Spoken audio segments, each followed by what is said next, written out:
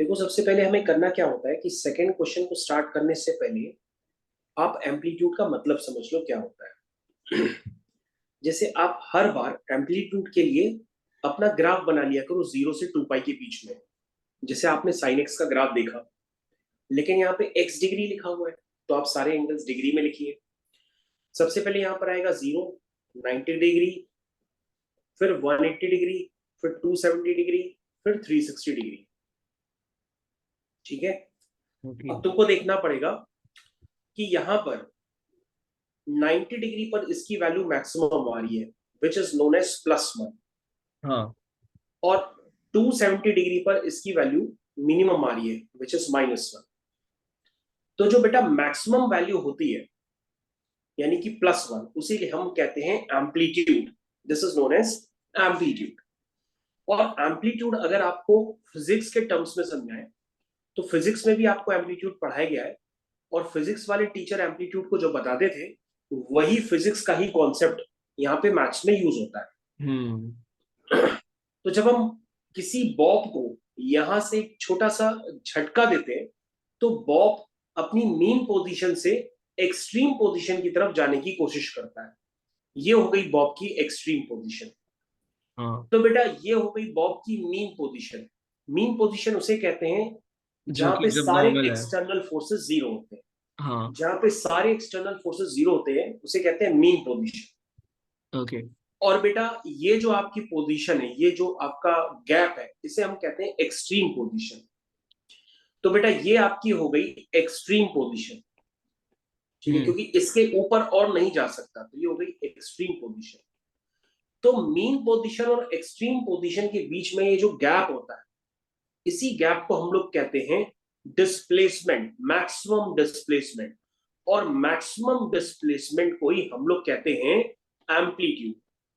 Maximum displacement को ही हम लोग क्या कहते हैं? एम्पलीट्यूड। इसको हम लोग कहते हैं एम्पलीट्यूड। क्या कहते हैं? एम्पलीट्यूड। एम्पलीट्यूड। ठीक है, इसको हम लोग कहते हैं एम्पलीट्यूड। ठीक है।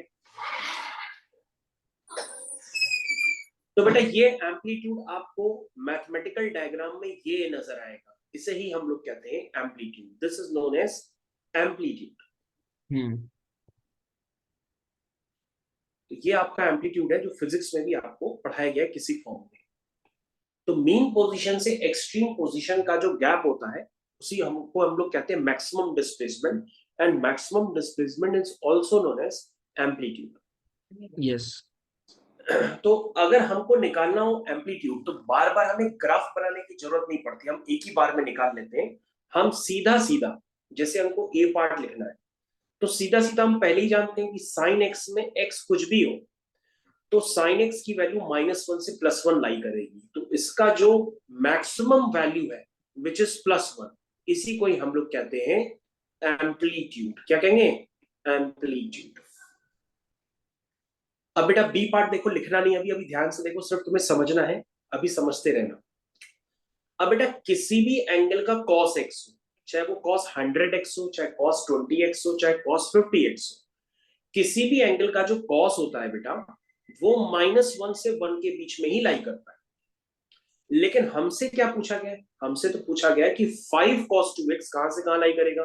तो हम इस पूरी इन इक्वेशन में 5 का मल्टीप्लाई कर देंगे। तो जैसे हम 5 का मल्टीप्लाई करेंगे, तो 5 cos 2x लाई करेगा -5 से +5। और ये जो +5 है, ये इसकी मैक्सिमम वैल्यू है, इसी को हम लोग क्या कहेंगे? एम्पलीट्यूड। ओके। अब सी पार्ट को देखो। सी पार्ट में लिखा है y = 7 sin x/2। फिर से उस पर वही स्ट्रेटेजी लगा दूं कि किसी भी एंगल का साइन लाई करता है -1 से 1। अगर हम्म। हम पूरी इन इक्वेशन में 7 को मल्टीप्लाई कर देंगे, तो 7 को मल्टीप्लाई करने से 7 sin x/2 -7 से +7 के बीच में लाई करेगा। तो हम्म। ये उसकी मैक्सिमम वैल्यू हो जाएगी, जिसका नाम होगा एम्पलीट्यूड। लेकिन ओके। बच्चों आपको पेन छोड़ करके अब सावधानी बरतनी होगी, क्योंकि अब सावधानी हटी तो दुर्घटना घटी। तो आपको ध्यान देना होगा 2 - 3 cos 4x पर, कि इसका एम्पलीट्यूड हम कैसे निकालें। बहुत अब तुमको ध्यान से देखना पड़ेगा। तो इस क्वेश्चन को हम कॉपी करके नेक्स्ट पेज पे ही ले जाते हैं। आपका क्वेश्चन है डी वाला पार्ट, 2 - 3 cos 4x। हमें क्या निकालना है? हमें निकालना है इस क्वेश्चन का एम्पलीट्यूड। तो आप कैसे स्टार्ट करोगे? आप स्टार्ट करोगे, सबसे पहले बोलोगे कि सर दुनिया का कोई भी एंगल हो उसका कॉस लाई करता है -1 से +1। तो हमने कहा बहुत बढ़िया। फिर हमने कहा ठीक है, एक काम करो, इसमें 3 मल्टीप्लाई कर दो। तो सर अगर हम पूरी इक्वेशन में 3 का मल्टीप्लाई कर देंगे तो ये लाई करेगा -3 से +3। क्यों भाई? हाँ ठीक। लेकिन हमारे पास यहाँ पे 3 नहीं है, हमारे पास तो यहाँ पे -3 cos 4x है। तो हमने कहा बेटा ध्यान देना, पेन मत उठाना, इस वाली इन इक्वेशन में माइनस का मल्टीप्लाई करो। और माइनस का मल्टीप्लाई करने पर आपको ध्यान देना होगा कि माइनस का मल्टीप्लाई करने पर इन इक्वेशन का साइन जो होता है वो रिवर्स हो जाता है। यानी कि हाँ, अगर लेस वाला साइन होगा तो वो तो ग्रेटर में ग्रेटर कन्वर्ट हो देन। जाएगा, तो वो साइन इस तरह से कन्वर्ट हो जाएगा। इसका मतलब बेटा -3 cos 4x कहां से कहां लाई कर रहा है? -3 से 3। तो तुम कहोगे सर ये जो आपने अभी लिखा है इसमें आपने किया क्या था? हमने कहा बेटा माइनस से मल्टीप्लाई किया और माइनस से मल्टीप्लाई करने पर इन इक्वेशन का साइन रिवर्स हो गया। तो हमने कहा बेटा ध्यान देना, इस वाली इक्वेशन को हम ऐसे भी तो लिख सकते हैं कि -3 cos 4x -3 से +3 लाई कर रहा। तुमने कहा कैसे? हमने कहा बेटा मगरमच्छ का मुंह देखा करो। मगरमच्छ किसको खा रहा है? यहाँ पे 3 को 3। खा रहा है। यहाँ पे भी देखो मगरमच्छ 3 को ही खा रहा। हाँ। यहाँ पे मगरमच्छ -3 को नहीं खा रहा, यहाँ पे भी मगरमच्छ -3 को नहीं खा रहा। तो बेटा ऊपर वाली इन इक्वेशन को इस तरह से भी लिख सकते हैं। समझ में आया? ओवरऑल मिलाकर के बेटा आपको ये याद रखना होगा कि हम्म। -3 cos 4x कहां से हम्म। कहां लाई करता है? कहोगे सर -3 से 3। लेकिन हमने कहा हमारे पास ये नहीं है, हमारे पास तो 2 - 3 cos 4x है। तो तुमने कहा ठीक है सर, हम क्या करते हैं पूरी इन इक्वेशन में अब हम 2 को ऐड कर देते हैं। हमने कहा ठीक है बेटा, पूरी इन इक्वेशन में आप 2 को ऐड कर दीजिए। जैसे ही बेटा आप पूरी इन इक्वेशन में 2 को ऐड करोगे तो ये 2 - 3 cos 4x कहां से लाई करेगा? -1 से 5। कहां लाई करेगा? -1 से 5। तो बेटा इसकी मैक्सिमम वैल्यू क्या है? 5। 5। तो इसका एम्पलीट्यूड कितना हुआ? 5। 5। ये है बेटा। अब तुम इसको ध्यान से देखो एकदम। तो यहां पे बेटा हमने आपसे कहा था कि दुनिया के किसी भी एंगल, अब यहां पर एंगल क्या है? 3x + 10। दुनिया के किसी भी एंगल का साइन कहां लाई करता है? -1 से 1। -1 to +1। अब तुम्हें ये चाहिए, ये वाला। तो तुम इसको अपीयर कराने के लिए क्या करोगे? पहले पूरी इक्वेशन में 2 का मल्टीप्लाई करोगे। तो 2 का मल्टीप्लाई करते हैं, 2 × -1 -2 हो जाएगा। यहां भी 2 मल्टीप्लाई हो जाएगा हाँ। और आगे भी 1 2 से मल्टीप्लाई होकर 2 हो जाएगा। हाँ। तो तुम कहोगे सर अभी तो सिर्फ इतना पोर्शन आया है, लेकिन आपको +5 भी पूरे में करना पड़ेगा। तो हमने कहा ठीक है, हम पूरे में +5 भी कर देते हैं। तो सर ये हो जाएगा 2 sin 3x + 10 + 5। और सर यहां पे भी +5 हो जाएगा। अब ध्यान से देखो बेटा, ये तुम्हारा क्या क्रिएट हो गया? कहोगे सर ऊपर वाला पूरा y क्रिएट हो गया। वो कहां से हम्म। कहां लाई कर रहा है? कहोगे सर 3 से लेकर के 7 तक लाई कर रहा है। तो हमने कहा बेटा मैक्सिमम वैल्यू क्या है? 7। 7। तो एम्पलीट्यूड कितना आया? 7। क्वेश्चन खत्म। अब जरा एक बार ध्यान से देखो और इसका पीछे से आंसर मैच करो। अगर हमको इस क्वेश्चन में इसका पीरियड निकालना हो तो साइन का पीरियड क्या होता है? 360। यहाँ एक्स का कोफिशिएंट क्या है? 3। तो उसको 3 से डिवाइड कर देंगे तो और इसका हमने पीरियड आ जाएगा 120। ये और बेटा हमने इसका ऐसा भी किया पीरियड, था सर, याद है आपको? इसका हमने फिफ्थ सम एम्पलीट्यूड। में कैसे, हमने बी वाले सम में कैसे किया था? तो लाइक 5 कॉस था तो 5 एम्पलीट्यूड है। एंड टर्न्स आउट 5D में एफ का आंसर है 2। 2 आंसर आ रहा है। हाँ। यहाँ पे तो 2 आंसर में है ही नहीं, यहाँ पे तो 7 आ रहा है। नहीं, 2F। हाँ 2F ही है, हाँ सही है 2F। 2 तो बेटा आंसर में नहीं हो सकता, एम्पलीट्यूड है ये। एम्पलीट्यूड का मतलब होता है उसकी मैक्सिमम वैल्यू। सर बिकॉज देखो, हमने बी वाले सम में आपने बोला था लाइक 5 cos 2x, तो एम्पलीट्यूड 5 है, तो वो फंडा लगा के मैंने किया था। नहीं नहीं, ऐसा नहीं हो सकता, समझो मेरी बात। हाँ। जैसे इसका एम्पलीट्यूड निकालना है, तो तुम कहोगे सर दुनिया के किसी भी एंगल का साइन कहां से कहां लाई करता है? -1 to +1। -1 से 1। अब पूरे में 4 मल्टीप्लाई कर दो, यहाँ पे तो सिर्फ 4 की ही नीड है ना, तो बस 4 की मल्टीप्लाई कर दो। तो 4 साइन 2x प्लस 60 कहां लाई करेगा? -4 से +4। तो बेटा यहां पर ये y बन गया, और y लाई करता है -4 से +4, तो जो मैक्सिमम वैल्यू है वो उसकी क्या बन जाएगी? एम्पलीट्यूड। हो गया, ठीक है। हम्म। ऐसे करते हैं बेटा क्वेश्चन, ये क्वेश्चन करने का सही तरीका है।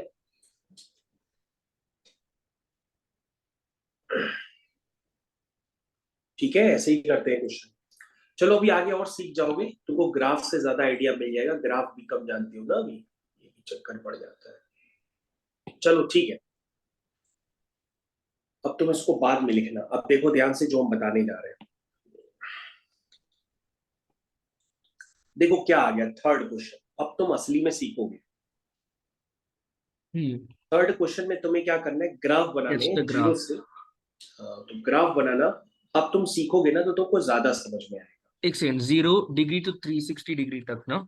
हाँ, चलो पहला वाला ग्राफ तो तुम जानते ही होगे। तो पहले वाला ग्राफ हम लोग बनाते हैं 2 cos x का। हम्म। बेटा पेन वेन छोड़ दो, सिर्फ यहाँ पे देखो, वरना तुमको ग्राफ बहुत कम समझ में आएंगे। चलो सबसे पहले हम ए पार्ट को करते हैं। ए पार्ट में क्या लिखा है कि आप y is equal to 2 cos x का ग्राफ बनाएंगे। तो पहले आप क्या ट्रिक करेंगे? पहले आप y is equal to cos x का ग्राफ बनाएंगे, फिर y इज इक्वल टू आप 2 cos x का ग्राफ बनाएंगे। क्या ट्रिक होगी बनाने की? बहुत आसान ट्रिक है। पहले आप cos x का ग्राफ बनाइए। तो cos x का ग्राफ बनाना आप ऑलरेडी देख चुके हैं कि cos x का ग्राफ कैसे बनता है, उस ग्राफ को बना लीजिए। ये बेटा cos x का ग्राफ बनकर के रेडी हो गया। यहां होता है 0, यहां होता है 90, यहां होता है ये पॉइंट 180, यहां होता है 270, और यहां होता है 360। 360। बस अब आपको क्या करना है? फिर से दोबारा ग्राफ बनाना है, लेकिन ग्राफ बनाते समय आपको उसका सिर्फ एम्पलीट्यूड बढ़ाना है। अभी जो एम्पलीट्यूड है वो -1 से +1 के बीच में है। अब आपको क्या करना है? -2 से +2, यानी ग्राफ की आपको हाइट बढ़ानी है। तो आपका जो ग्राफ बनेगा, उस ग्राफ को ध्यान से देखिए। वो ग्राफ आपका ऐसे बन करके तैयार हो जाए। तो बेटा अब जो आपने ग्राफ बनाया है, ये जो ग्राफ है ये है 2 cos x का। किसका ग्राफ है? 2 2 cos cos x। x। हम्म।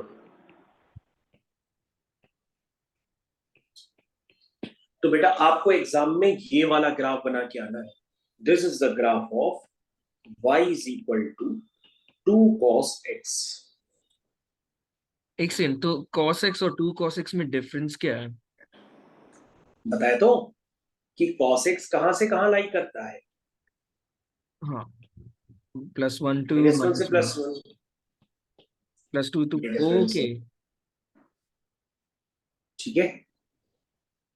तो ये हमें बोल लाइक दो।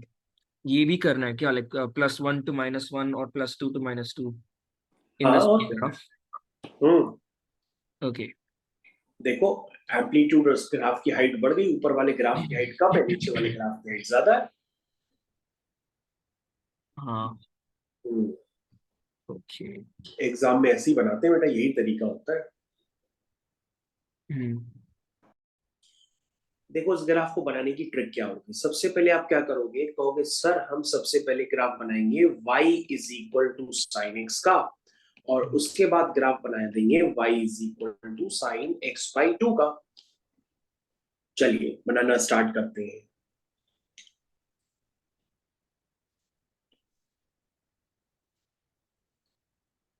तो साइन एक्स का ग्राफ बनाना हम चालू करते हैं। देखो बच्चों ये आपका साइन एक्स का ग्राफ है, ये आपने बना दिया, ठीक है। ये किसका ग्राफ है, साइन एक्स का। 0, pi by 2, pi, 3 pi by 2, 2 पाई। अब हम क्या करेंगे, हम नेक्स्ट ग्राफ बनाएंगे साइन एक्स बाई 2 का। तो बहुत आसान सा काम आपको करना होता है, जितने भी पॉइंट्स होते हैं उन सबको x के कोफिशिएंट से डिवाइड करना होता है। तो यहाँ पे x का कोफिशिएंट क्या है, 1/2। 1/2। तो अब आप क्या करेंगे, अगर आपको पाई बाई 2 दिख रहा है तो पाई बाई 2 को भी आप 1/2 से डिवाइड करेंगे। तो आप जब पाई बाई 2 को 1/2 से डिवाइड करेंगे तो क्या बन जाएगा, पाई। जब पाई को 1/2 से डिवाइड करेंगे तो क्या बन जाएगा, 2 पाई। 2 पाई। जब 3 पाई बाई 2 को 1/2 से डिवाइड करेंगे 3 तो पाई। 3 पाई। जब 2 पाई को 1/2 से डिवाइड 2 करेंगे तो पाई। बन जाएगा 4 पाई। हाँ, 4 पाई। तो आपको ध्यान देना होगा कि जितने भी पॉइंट्स होते हैं उन सारे पॉइंट्स को x के कोफिशिएंट से सिर्फ डिवाइड करना होता है। इतना करने पे ही हमारे पास ग्राफ बनकर के क्रिएट हो जाएगा y is equal to sine of x by 2। इतना आसान होता है। तो आपको x के कोफिशिएंट पे ध्यान देना होगा, जो भी x का कोफिशिएंट है उसी से ही हर पॉइंट को डिवाइड कर देना होता है। अब आप इसको चेक कर लो एक बार। तो बच्चों जो आपका नेक्स्ट ग्राफ है वो नेक्स्ट ग्राफ है y is equal to tan 3x का, सी वाला पार्ट। तो बच्चों tan 3x के ग्राफ से पहले आप क्या करेंगे, पहले आप बनाएंगे graph y is equal to tan x का, फिर आप बनाएंगे y is equal to tan 3x का। इस तरह से आप करेंगे। चलिए तो सबसे पहले आप tan x का ग्राफ बनाने की कोशिश करिए। कैसे बनाते हैं देखिए। कैसे बनाएंगे? सबसे पहले tan x का ग्राफ बनाने के लिए आपको कोऑर्डिनेट एक्सिस बना करके सपोर्टिंग लाइंस हाँ। बनानी होती है, इक्वल डिस्टेंस पे सपोर्टिंग लाइंस।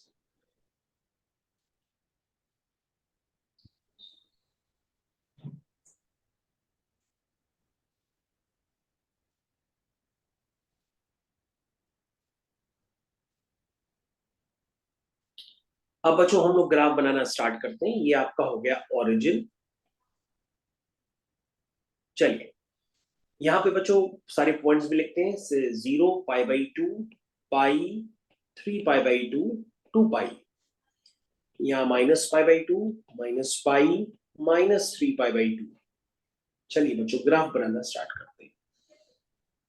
तो tan पाई बाई 2 पे क्या होता है, इन्फिनिटी। तो इन्फिनिटी पे लाइन होती है y एक्सिस के पैरेलल। देखिए y एक्सिस के पैरेलल लाइन tan 0 पे 0 और माइनस पाई बाई 2 पे माइनस इन्फिनिटी होता है। फिर से देखिएगा। 1 सेकंड, मैं समझा नहीं। अच्छा तुमको tan की वैल्यूज नहीं पता है, बता देते हैं। नहीं, tan tan 0 180 है। 0 होता है,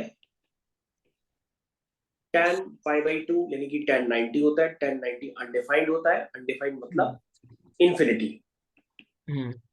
उसके बाद tan पाई बाई 4 1 होता है। बस अब आपको ग्राफ बनाना है।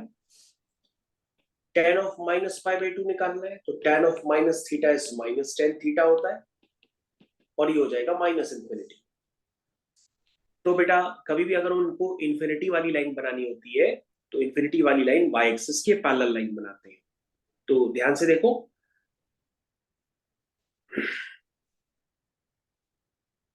अब यही ग्राफ इस तरह से चलता चला जाएगा। यही ग्राफ इस तरह से चलता चला जाएगा। तो ये tan x का ग्राफ होता है। कहां से पास होता है, ओरिजिन से। और पाई बाई 2 पर इसकी वैल्यू क्या होती है, इन्फिनिटी। इस तरह से। तो ये tan x का ग्राफ होता है, ये tan x की ग्राफ का पैटर्न होता है, उसी तरह से बनाया जाता है। एक बार बनाने के बाद ये अपने पाथ को इसी तरह से रिपीट करता रहता है। तो पहले आप अपनी कॉपी में tan x का ग्राफ बनाने के लिए सपोर्टिंग लाइंस बनाएंगे, फिर पॉइंट्स लिखते जाएंगे और फिर इस तरह से tan x का ग्राफ बना के खड़ा कर देंगे। तो पहले tan x का ग्राफ कॉपी में बनाइए। यहाँ पर आपका tan x का ग्राफ बन करके क्रिएट हो गया है। tan 3x का ग्राफ बनाने के लिए आप आपके पास जितने भी पॉइंट है उन सबको 3 से डिवाइड कर दीजिए। तो पाई बाई 2 को जब 3 से डिवाइड करेंगे तो क्या बन जाएगा, पाई बाई 6। पाई को 3 से डिवाइड करेंगे तो क्या बन जाएगा, पाई बाई 3। पाई बाई 2 को 3 से डिवाइड करेंगे तो पाई बाई 2 बन जाएगा। 2 पाई को 3 से डिवाइड करेंगे तो 2 पाई बाई 3 बन जाएगा। ठीक है। माइनस पाई बाई 2 को 3 से डिवाइड करेंगे तो माइनस पाई बाई 6 हो जाएगा। माइनस पाई को 3 से डिवाइड करेंगे तो माइनस पाई बाई 3 हो जाएगा। माइनस 3 पाई बाई 2 को 3 से डिवाइड करेंगे तो माइनस पाई बाई 2 हो जाएगा। तो बेटा ये आपका ग्राफ जो अभी बन करके क्रिएट हुआ है, यही ग्राफ आपका है y is equal to tan 3x का। फर्स्ट वाले क्वेश्चन में सबसे पहले तुमने क्या किया, कहोगे सर सबसे पहले हमने cos x का ग्राफ बनाया। तो हमने कहा अच्छा बनाओ cos x का ग्राफ। तुमने कहा देखो गुरुदेव ये cos x का ग्राफ बन करके क्रिएट हो गया। 0 pi by 2 pi 3 pi by 2 और ये हो गया 2 पाई। चल हमने कहा cos 2x का ग्राफ कौन बनाएगा। तुमने कहा गुरुदेव हम बनाएंगे। हमने बनाओ cos 2x का ग्राफ। फिर से एक्सेस बनाई, सारे पॉइंट्स ऊपर से नीचे उतार दिए और हर पॉइंट को किससे डिवाइड कर दिया, cos 2x का ग्राफ बनाना है तो x का कोफिशिएंट क्या है 2, यानी हर पॉइंट को 2 से डिवाइड कर दिया। पाई बाई 2 को 2 से डिवाइड करेंगे तो pi by 4, pi by 2, 3 pi by 4 और पाई, सारे पॉइंट्स को 2 से डिवाइड कर दिया। फिर से आपका ग्राफ क्या क्रिएट हो गया, ये ग्राफ आपका किसका है, cos 2x का। तो आपने पहले किसका बनाया, cos x का, फिर किसका बनाया, cos 2x का। अब किसका बनाएंगे, 3 cos 2x का। तो जब हम इसका ग्राफ बनाएंगे तो उसका ग्राफ बनाते समय इस ग्राफ का एम्पलीट्यूड बढ़ जाएगा, क्योंकि cos 2x लाई करेगा -1 से +1, लेकिन जो आपका cos 3 cos 2x है वो -3 से +3 लाई करेगा, तो इसका एम्पलीट्यूड बढ़ जाएगा। तो सबसे पहले पॉइंट्स को सबको नीचे उतार लेंगे।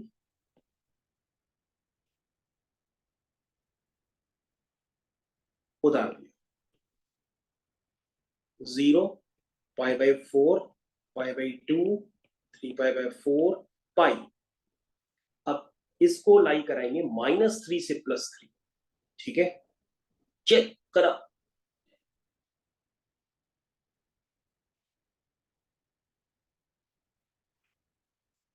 ये बेटा तुम्हारा ग्राफ फाइनली बन करके आ गया। ये किसका ग्राफ है, y is equal to 3 cos 2x का, जो कहां से लाई करता है, -3 से +3। अगर आप एग्जाम में ये वाला ग्राफ ऐसा बना के आते हैं और उसके ऊपर लिख देते हैं y is equal to 3 cos 2x, तभी आप सही माने जाएंगे, अन्यथा गलत। देखिए नेक्स्ट वाला क्वेश्चन जो है वो आपका है y is equal to 1 + 3 cos x। अगर आप पूरा समझना चाहें तो आप ऐसे समझिए कि किसी भी cos x जो होता है वो -1 से 1 लाई करता है। तो 3 cos x लाई करेगा Stop -3 से speaking. +3। This is your problem. ठीक है, अब आप क्या करिए, पूरी इक्वेशन में +1 ऐड कर दीजिए, क्योंकि आपके पास 3 cos x नहीं है, आपके पास 1 + 3 cos x है। This is -2 1 + 3 cos x which is y and this is 4। तो बेटा ये जो वैल्यू होगी वो -2 से 4 के बीच में लाई करेगी। ये हाँ। आपका एक टेंटेटिव आइडिया आपका निकल के आ गया। अब आप क्या करेंगे, इस ग्राफ को धीरे धीरे ड्रॉ करना शुरू करेंगे। सबसे पहले आप क्या करिए, सबसे पहले आप कॉसेक्स का ग्राफ बनाइए। तो ये बेटा आपका कॉसेक्स का ग्राफ बन करके आ गया। पॉइंट्स लिख दीजिए। फिर वही आया 0, π/2, पाई, 3π/2 और ये पॉइंट हो गया 2π। ये +1, ये -1। अब आपको क्या चाहिए, अब आपको 3 cos x चाहिए। 3 cos x के केस में आप इस ग्राफ की थोड़ी सी हाइट बढ़ा दीजिए। जब आप इस ग्राफ की थोड़ी सी हाइट बढ़ा देंगे तो इसको कहलाएगा कि ये 3 cos x। पॉइंट सारे वही कर दीजिए, π/2, पाई, 3π/2, 2π। हाइट बढ़ा दीजिए ग्राफ की।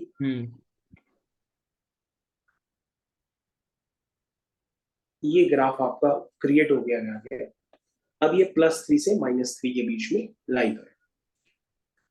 अब आपके पास ये ग्राफ बना था cos x का, फिर आपने कहा ग्राफ बन गया 3 cos x का।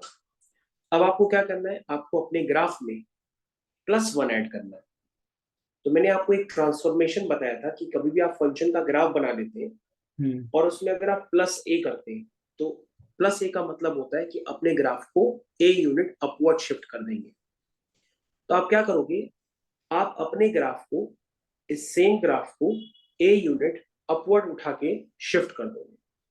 तो बेटा जब में तुम ग्राफ को अपवर्ड उठा के शिफ्ट करोगे तो ये जो ग्राफ आपका क्रिएट होने वाला है वो ग्राफ शिफ्ट होने के बाद उसकी वैल्यू -2 से 4 के बीच में लाई करेगी।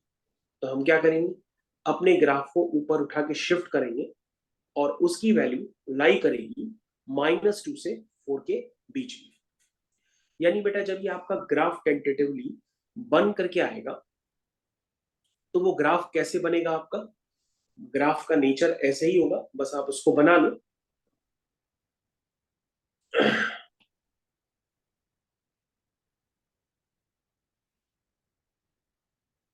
और बनाते ही आपको ध्यान देना होगा कि इस बार आप यहां पे लिखोगे -2 और यहां पे लिखोगे +4। इन पॉइंट्स का तुम्हें ध्यान देना होगा बस, क्योंकि आपने पहले ही निकाल लिया था कि इसकी वैल्यू जो होगी वो -2 से +4 के बीच में लाई करेगी। तो आपका जो अब ग्राफ बनकर के आया है वो है 1 + 3 cos x का। तो ये जो वाला ग्राफ जब आप एग्जाम में बना के आएंगे तो आपको नंबर मिलेंगे।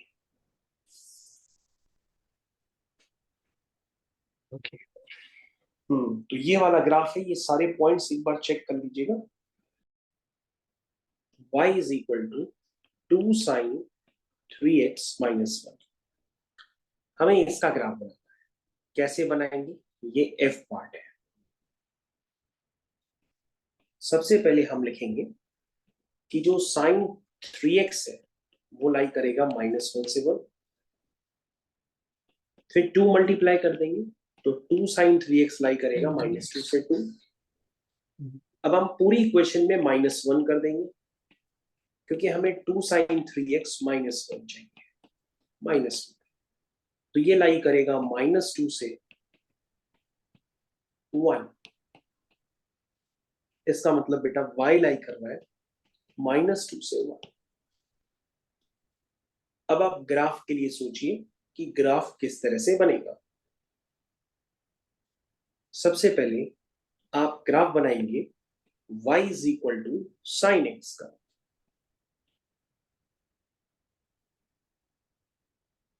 ये y = sin x का ग्राफ बन करके हमने रेडी कर दिया। ये है sin x का ग्राफ। 0, π/2, पाई, 3π/2, 2π। अब हम आगे कंटिन्यू करेंगे, इन सारे पॉइंट्स को नीचे ले आएंगे।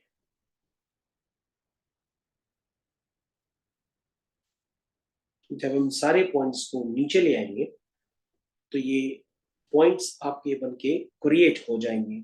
यानी अभी आपने बनाया था ग्राफ y = sin x का, अब बनाएंगे आप y = sin 3x का। तो उसमें x का कोफिशिएंट 3 है तो हर पॉइंट को 3 से डिवाइड कर देंगे। ये नए पॉइंट्स बन गए। ग्राफ एज इट इज बना देंगे। ये ग्राफ है आपका sin 3x का। अब आप किसका ग्राफ बनाएंगे? y is equal to 2 sin 3x। अब हम इसका एम्पलीट्यूड बढ़ा देंगे। एम्पलीट्यूड जब हम बढ़ाएंगे